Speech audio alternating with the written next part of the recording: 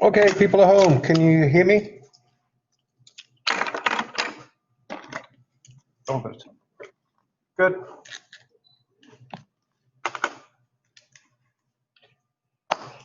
What was the last thing I said? I think I know what the last thing I said was. I think it was about polar.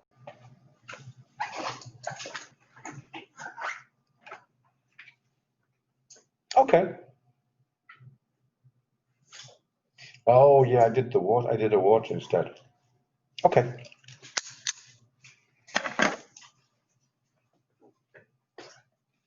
So this is the extent.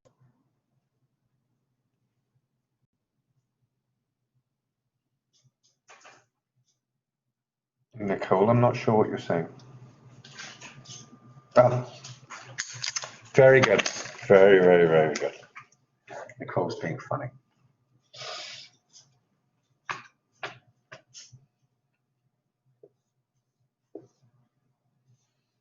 Here's an alkene.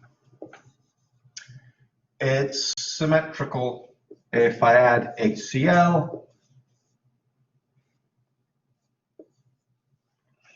I make a chloroalkane. Here's the same alkene, but now with the methyl group. So I have different types of carbon.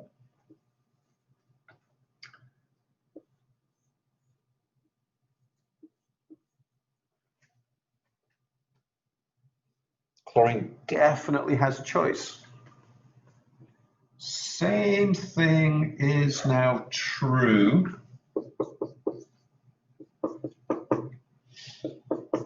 if I add water.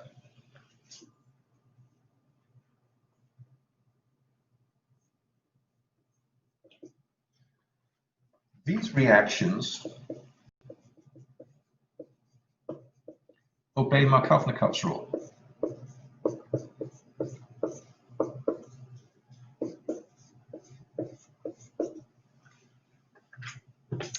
And in all of these reactions, I have something that I can identify as the electrophile, and then something that I can identify as the nucleophile.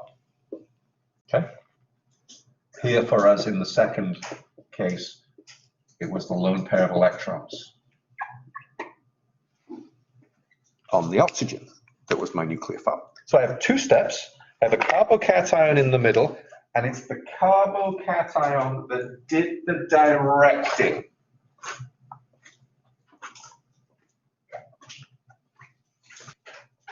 This is polar, very polar, almost to the verge of being ionic.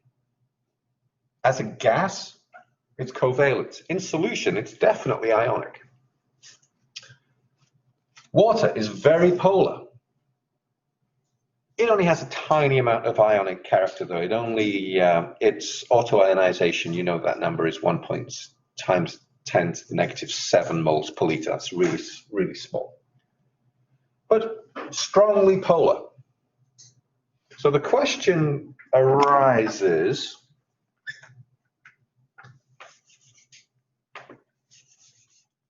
could I make any of these reactions work if I used a non-polar molecule?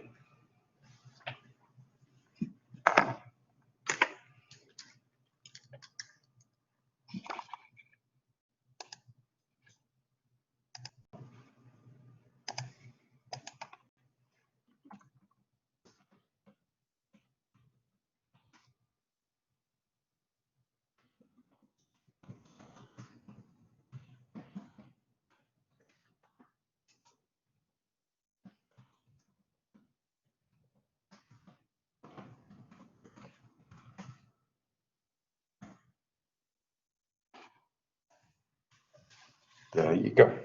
You have a pole. Will non-polar molecules undergo electrophilic addition to alkenes.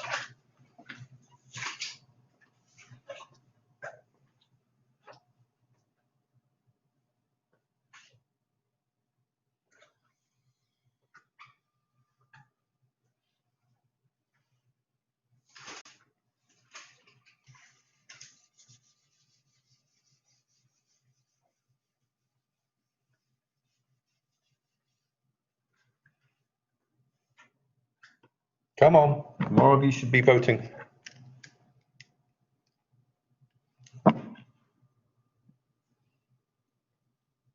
When only half the populace votes, you know what you get.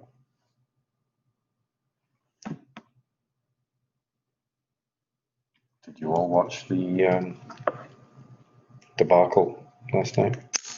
I don't know, but it was something. I watched about half. I didn't figure that the second half would be any improvement over the first half.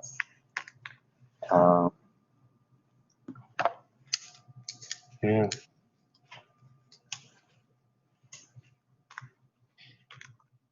I think I know what the plan was. I think Joe Biden has a bad temper. He has this video of him asking members of the general public to fight him.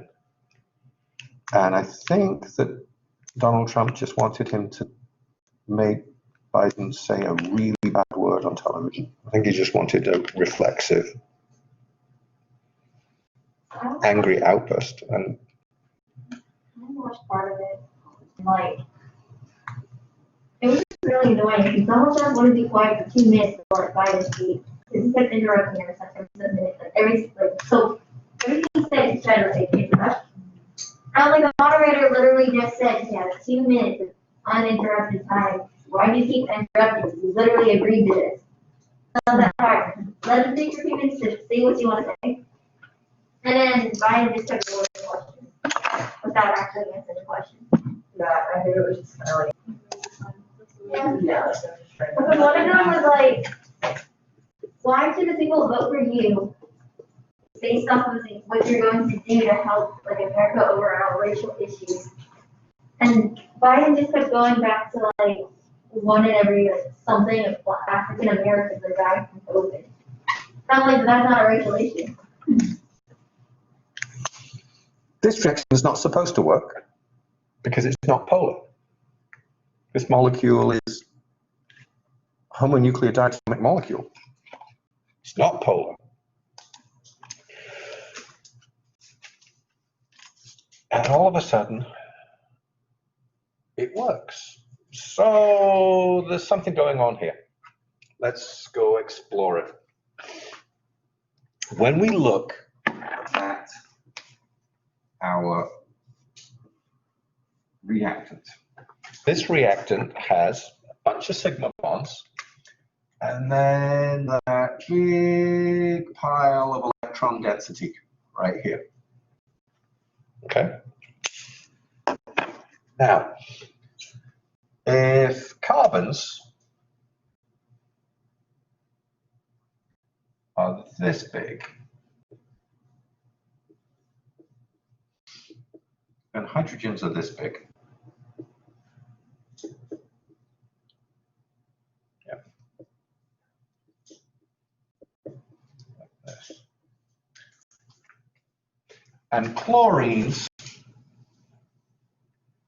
are this big.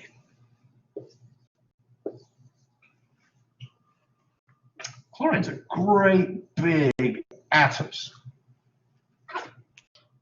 Now remember that in an atom, all the mass is at the nucleus. And the nucleus is 1/10,000th the size of the volume. So what we're looking at here when we see a chlorine molecule, Cl2, is just a giant cloud of electrons. And these electrons see those electrons, and they do what to it? What do electrons do to each other?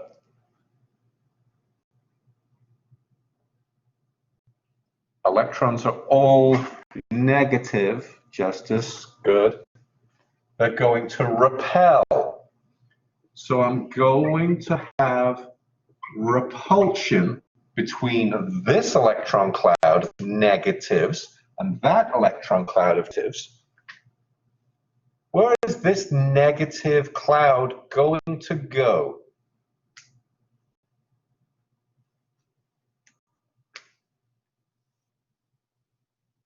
It only has one place to go, and that is to this chlorine.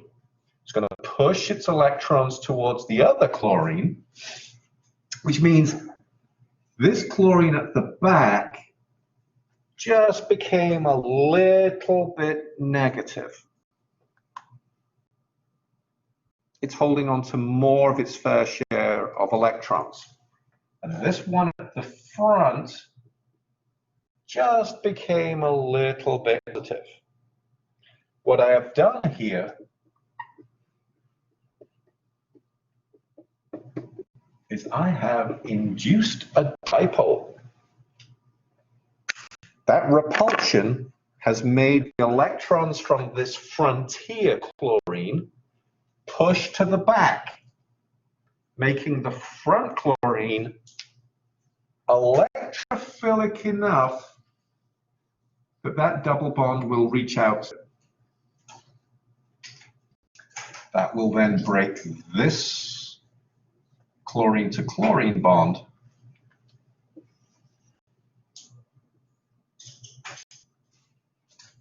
And I need to decide which one of these chlorines gets to make a bond, which one of these carbons gets a bond to it, and which one gets the carbocation.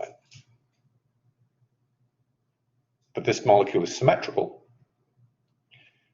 Plus, it's a little bit more complicated than that. If I said that carbon gets the positive, and this carbon gets the chlorine, that would be enough truth for you to find the correct answer. Turns out, however, it's not 100% the best description. I'm okay with it. It'll work, because then what we do is that I have a chloride, and then the chloride has to come in and grab here. It's this part that we're going to have difficulty telling us that this is true, because this is not true. And the reason why it's not true, did we mention that chlorines were enormous?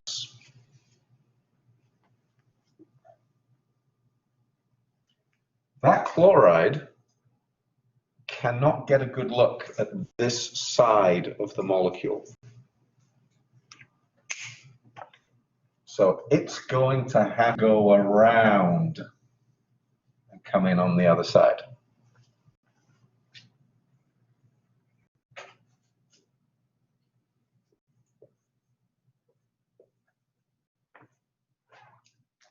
So I get two chloros attached to my molecule, and they are going to be vicinal across the double bond.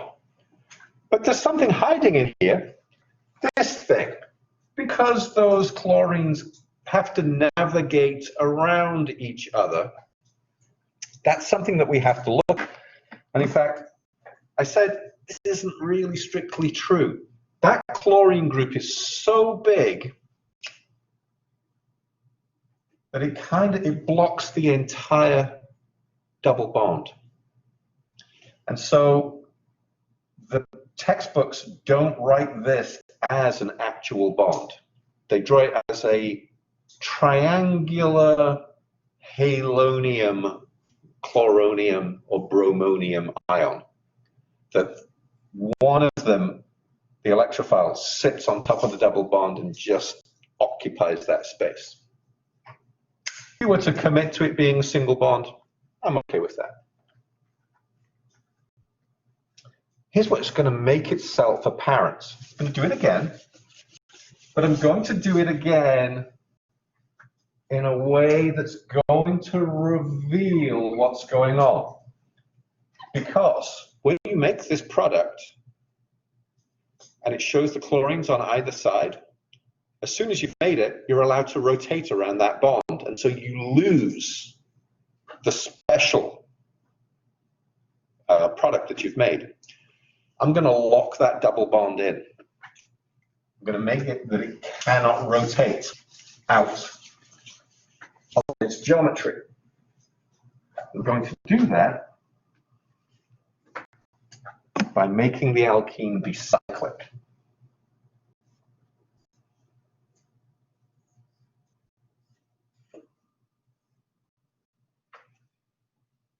Here's cyclohexene.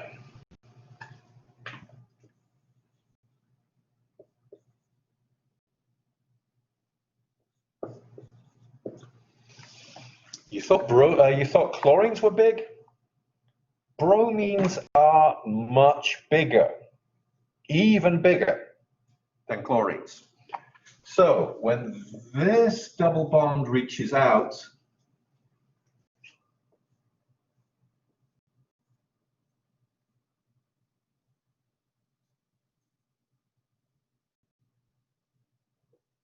the bromine occupies this whole face, this whole part of this carbon-carbon bond. And there is a positive in there somewhere. These aren't complete bonds. Okay, so you can draw those as dashed lines. Okay. But I've got them pointing up. The bromide then has to come in on the other side. Whichever one of these two it picks, this carbon or that carbon, when the bond is made from the bromide to this carbon, that bond has to break back here. And you get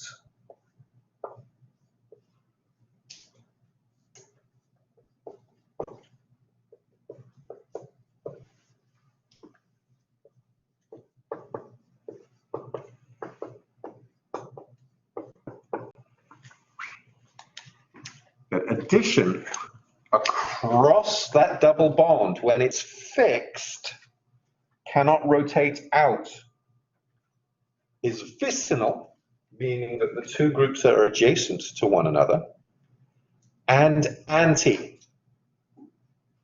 One is pointing up, one is pointing down. Okay?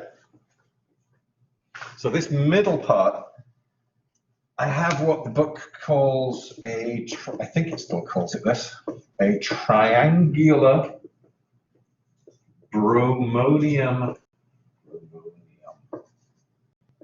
ion. And it just blocks one side. So whichever one you pick, up or down, there's no reason why it shouldn't be down, then the other one comes in and makes that choice. Okay? This is true for chlorines, but because bromine is so enormous, it's the textbook example here. Questions?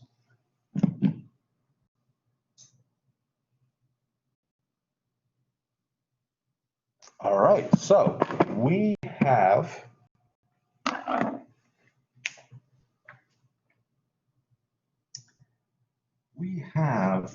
enough to get going. Oh, so one of the things that students don't like is they completely, if I tell them, go ahead and add HCl to this, they can absolutely do that. They have no problem. When I make it be a ring, a good solid 20% of you just, oh no, that's too difficult. When looking at a ring, remember, the carbons aren't going to move. All these carbons are going to be in your product. Stick your thumb over it. If you can do this, you can do that. Don't let the ring structures intimidate you. The product is going to contain all of these carbon-carbon bonds except for the double one. The double bond is going to go. So this framework, this skeleton, is going to be in your product. Let's look. So, if you could do that, if you could do this, and you can,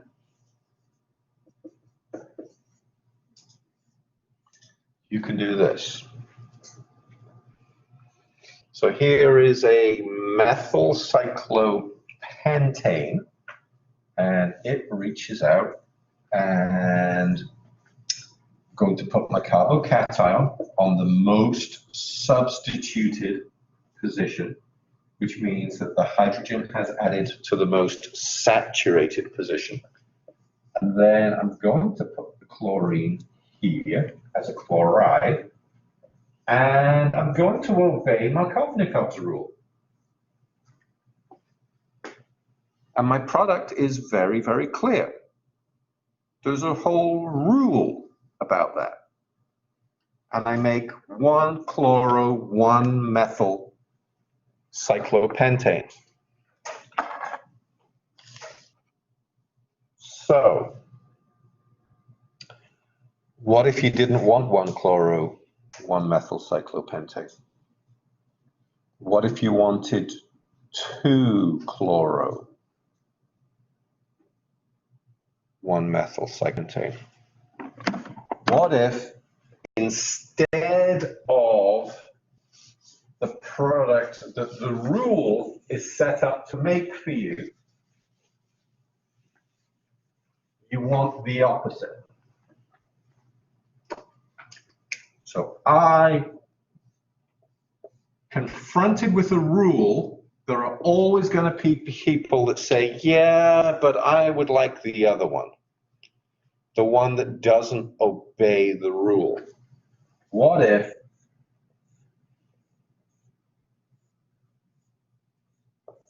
I wanted to make that? Here's my double bond. My two groups, H and Cl, are going to add across that double bond.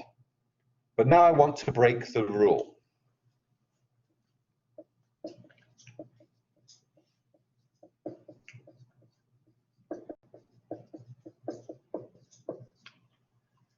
This is what we would call a Markovnikov addition.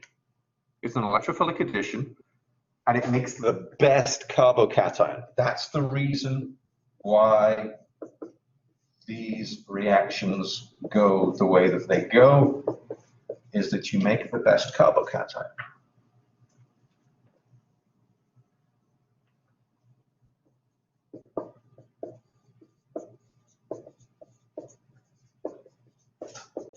Sometimes you want to do it the wrong way. Sometimes you want to do it the wrong way on purpose. And what I would do for that is to take some HCl and add H2O2.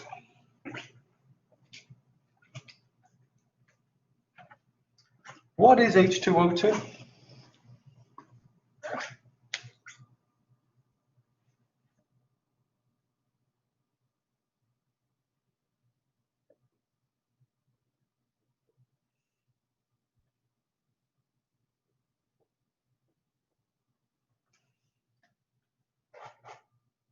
Yeah, very good.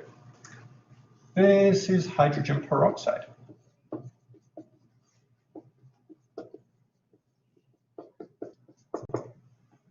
Hydrogen peroxide has something it desperately doesn't want to have.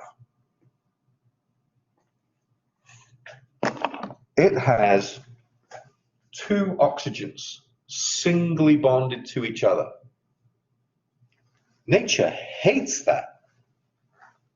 Absolutely hates it. Nature loves two oxygens doubly bonded to each other. Our sky is 21% oxygen. That's a very stable molecule.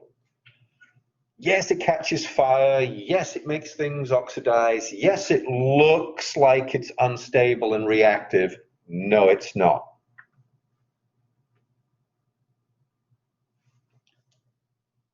But a single bond between two oxygens is unstable. This molecule is going to break apart in a way that we'll see in a chapter from now that makes a radical. Radicals are very, very reactive, and they have an odd number of electrons. So this bond is going to break evenly with the electrons going motion of one electron. See that curved arrow? But the arrowhead doesn't have two barbs on it. This is something called a radical initiator. And when we see peroxide, we should know that's a radical initiator. We're not going to see the mechanism for this. I think it is in the book, but I want to teach you the rules. And this one is an exception. So if it's an exception from the rule, we need to know that it exists, but we don't need to know its mechanism. This is a radical initiator, and it makes the reactions go the wrong way around. And if we know that that's going to happen, that's good. Okay.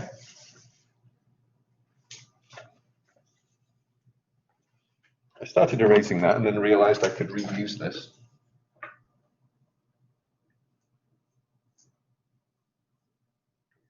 Wow. Now that we know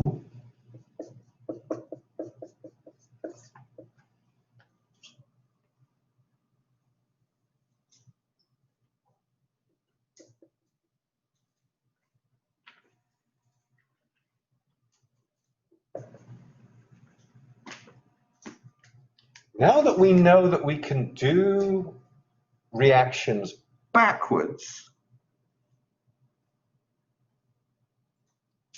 I want to know how to do this one backwards as well.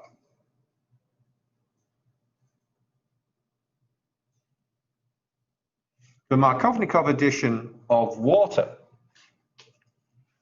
in catalytic amounts of mineral acid, not HCl, generates the most substituted alcohol that I can make, because the most substituted carbocation in its pathway is the most stable.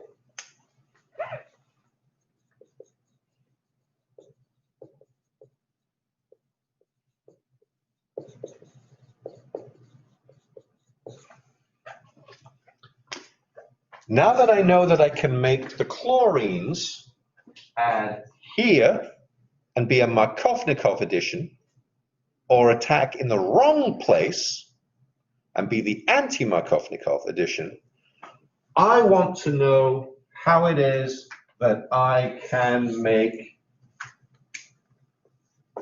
this.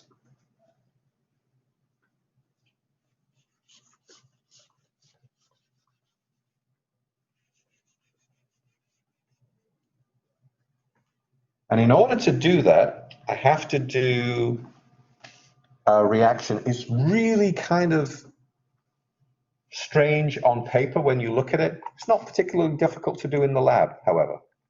It's called a hydroboration.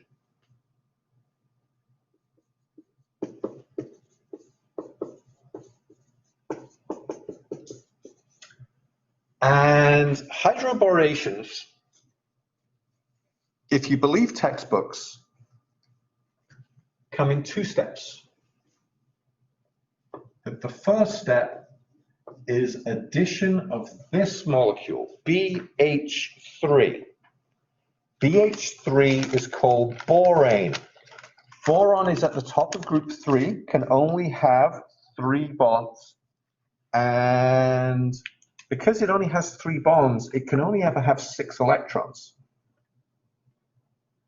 which means it's electron deficient, which means it's an acid, which means it does kind of kooky things.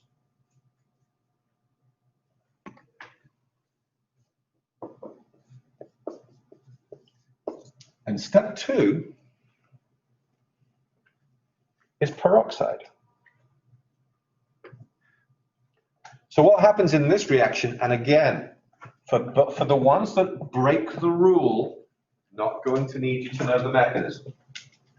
For the hydroboration, the boron actually attaches, and then it gets replaced by the peroxide, the oxygen. The source of oxygen is actually this.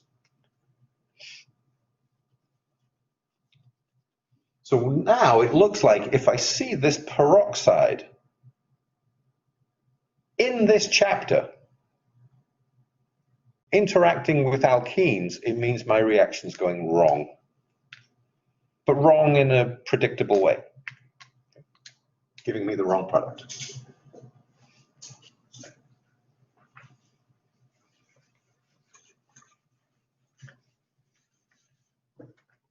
Questions?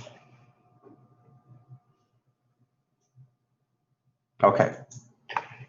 The last 2 things that we saw was we're generating anti-Markovnikov products on purpose. We're telling the reaction to do it wrong. However, sometimes the reaction does it wrong on its own. Here's how to predict that. How to see it, recognize it, and say, oh, I shouldn't be doing this because this is going to be wasting my money. If I have a double bond,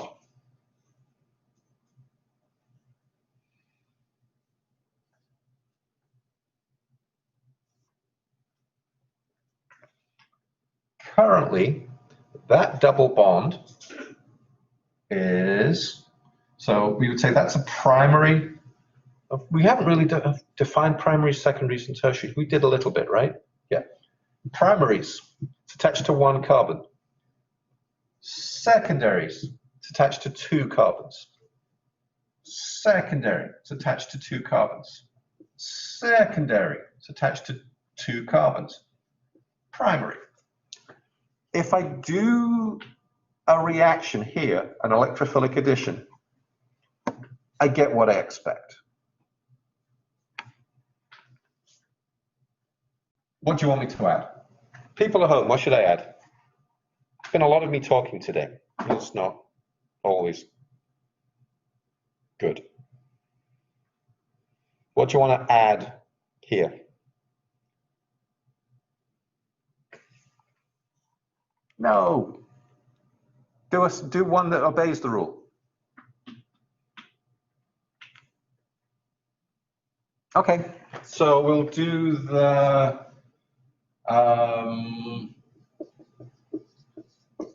sulfuric acid is our source of H plus and H2O. Okay, that's a secondary and this is a secondary. This molecule is asymmetric.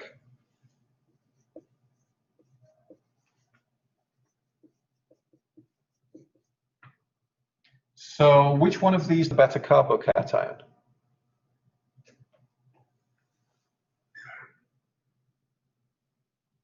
They're about the same, right? They're the same. So what I would get is some of that and some of that.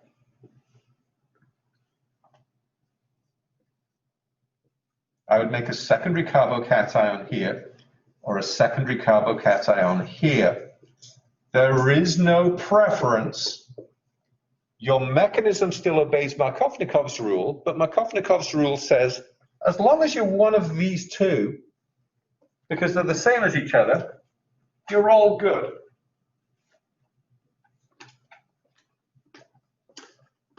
Now, we're going to do the same reaction again with a twist.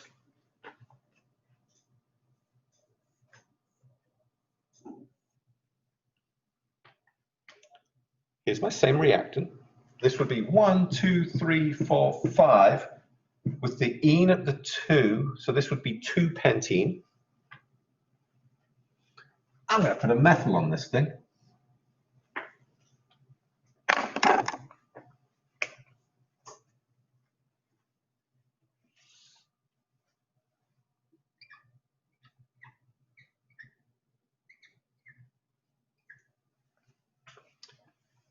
This now reads primary, secondary, secondary, tertiary, primary.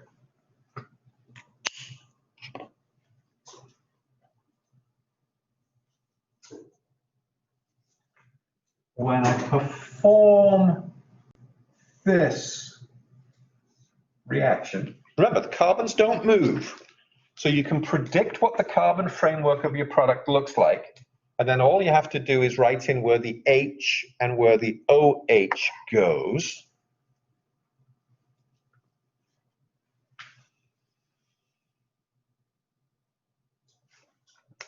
If this is carbon number 1 and carbon number 2 and carbon number 3 and carbon number 4 and carbon number 5, with the methyl being just a methyl, at what numbered carbon are we anticipating the alcohol group to be at?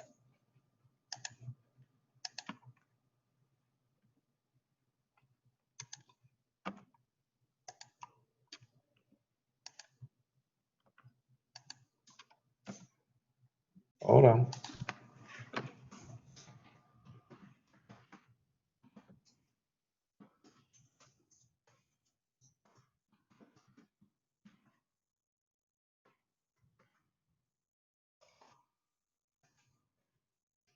Off you go.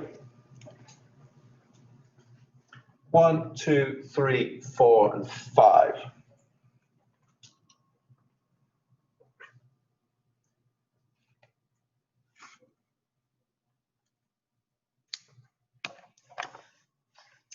Remember what the subtitle of this particular part of the class is. This is the reaction going wrong because it wants to go wrong, not because you predicted it. There is something feasible here that we had not seen. It's going to involve us writing these molecules out with all the atom labels on it, because the stick figures don't show it. The answer is number 4. This is going to go wrong. This one goes wrong.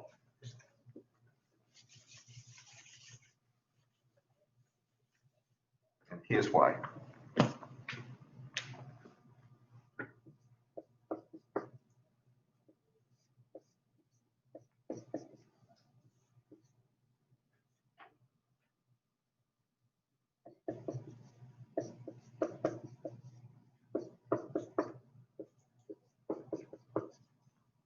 Okay, first thing,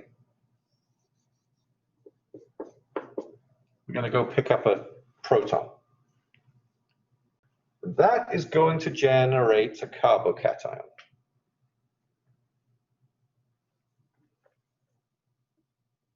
I have 2 possible outcomes here. I can put the carbocation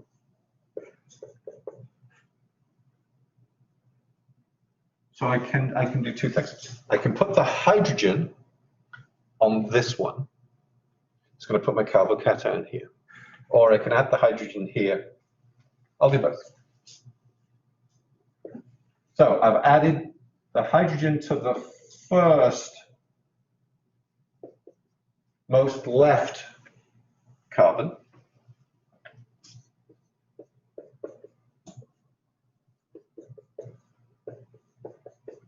That generates this. And then I have the other possibility,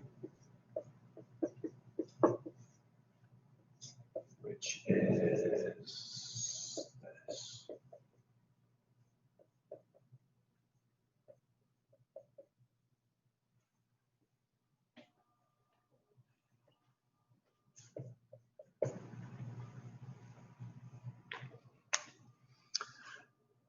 So I've made two. This is a secondary carbocation. This is a secondary carbocation. Whenever you make a carbocation, here's what you have to do. You have to look to the left and to the right of that carbocation and offer it a better choice. And you're allowed to do this once, and it is not going to be fast. It's going to be a reasonably slow thing. This first step is going to be slow, which is why we can do this. That secondary has a secondary to its left, but a tertiary to its right. This secondary has a primary to its left and a secondary to its right.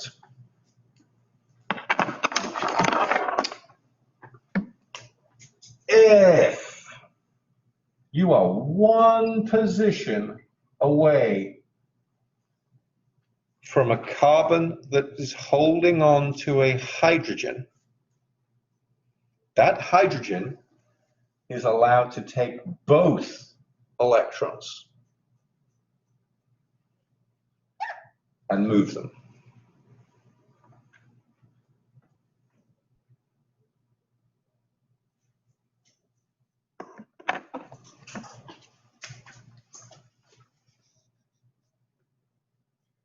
You're allowed to do this one time. They have to be vicinal to each other, and there needs to be a benefit to it. And the benefit is I just made a tertiary carbocation.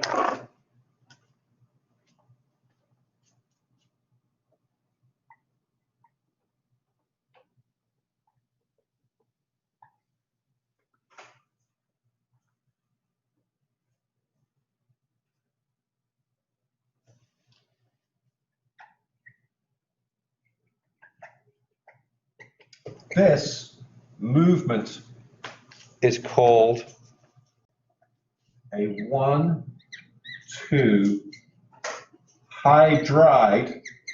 That hydrogen took both of its electrons with it. Shift.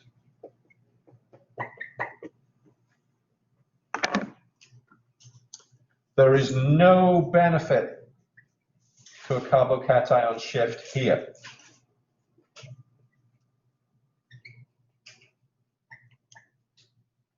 Going from a secondary to a secondary is no benefit to me. Going from a secondary to a tertiary is a benefit. Okay, I'm going to have to move the camera.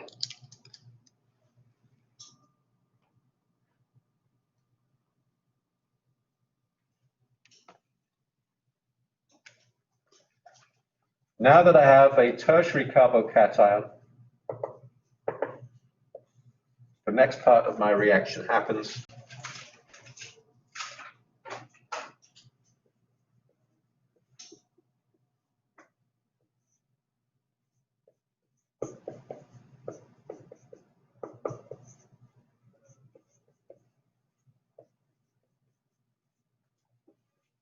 I protonate that carbon, the most substituted carbon that's available to me, and then I have to take the electrons off. And I go and I make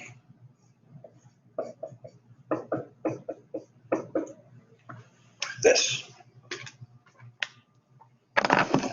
So, for the reactions that are under acidic control, the ones with HCl and HBr and adding water in acid, the ones that go through a free carbocation, you have to look at the carbocation that you have made. Look left. So identify, this is a secondary. It's a secondary because it's attached to two carbons. Look left, no benefit in moving. Look right, oh. If I've got time, this reaction is slow enough that there is time, I'm just going to move the carbocation over there. This then becomes the dominant product. Okay, the other ones might get made, but this is going to be the major product. This one, if you make this carbocation, looking on the left there's a primary, looking on the second, to the right there is a secondary. It's not allowed to say, I could move one position to become another secondary, no harm done, and then move again. No, you get one shot at improving your chances. So you only move if you're one carbon away. Okay. Now, if I had this as my reactant and I put it in water with a drop of acid, I get the wrong product. I get the product that the reaction wanted to make. Well, I don't want the reaction to make that choice. I want the product that I want. I want it to be here. I want the alcohol to be here. I have a way of fixing that.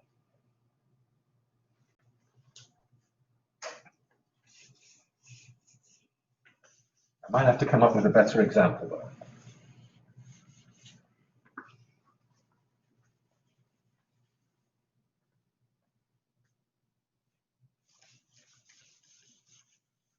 Okay, are we all caught up on the board? Because it's going away.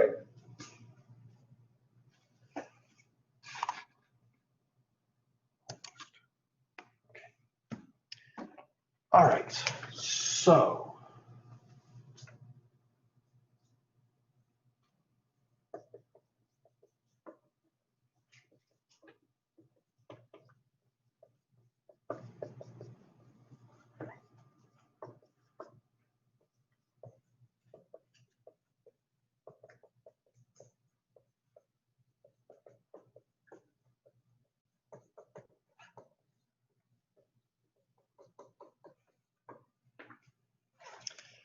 If you make a carbocation, be prepared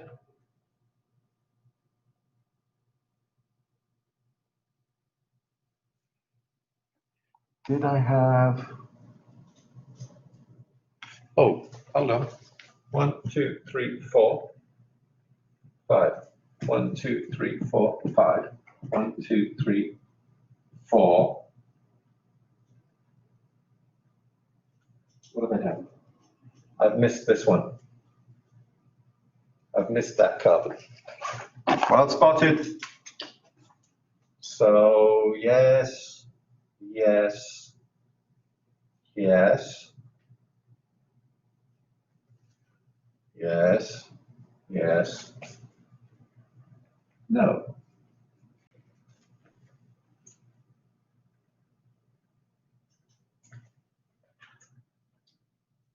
Mm-hmm. 1, 2, 3, 4, 5. Thank you. Wouldn't want that to go into posterity with it being incorrect. Very good. Thank you.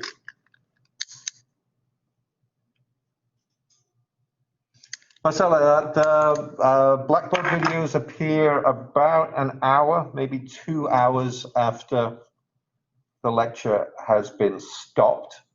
And Monday, I downloaded the first 15 lectures, and I'm going to put those on YouTube because Blackboard only keeps 10 lectures at a time. Think about this. We've gone from me being the only person on campus who recorded everything that they did to every single person, every single lecture is being recorded and stored in Blackboard. And we don't have that much memory space. So Blackboard only holds 10 hours of video. So that's a little 10 video frame that moves. So as we go, it's erasing the old videos as we move. So I've started downloading them, and we're going to upload those all to YouTube as well. It's a different view. Camera's closer. The board is smaller. It's more cramped, but it might be better for you. It might be easier to read the board. Okay. We make do with what we've got.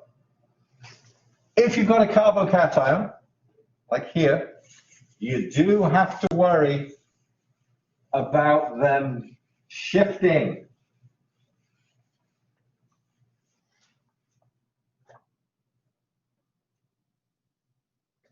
No!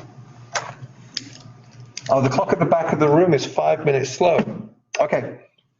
I have one more reaction to do, and then we're done. We'll do it on Friday. It's called an oxymercuration, and it stops the shift.